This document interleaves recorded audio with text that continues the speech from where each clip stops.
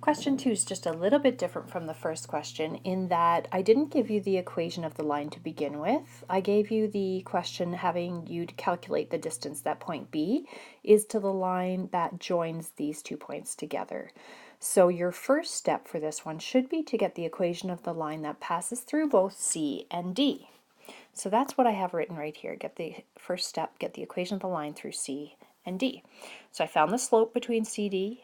I subbed the slope into y equals mx plus b along with point D, and I solved and got my equation of my line through CD being y equals negative 3 halves x plus 17 over 2. My next step was to get the equation of the line. Let me use a different color here. Get the equation of the line through point B that's going to match up with CD at a 90-degree angle. So I know the slope of it has to be the negative reciprocal of my first one. So the negative reciprocal of negative 3 over 2 is positive 2/3.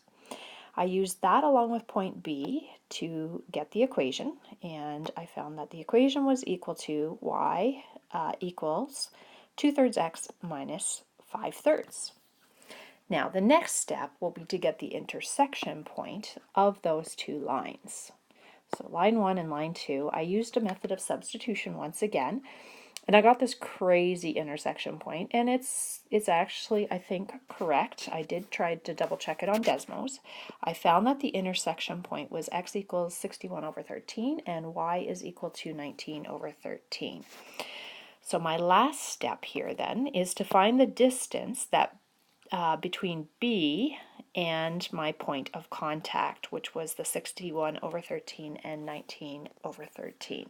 So I use my distance formula, and when I do that, I found that I got a crazy answer here, the square root of 10,933 over 169, which is approximately 8.04 units.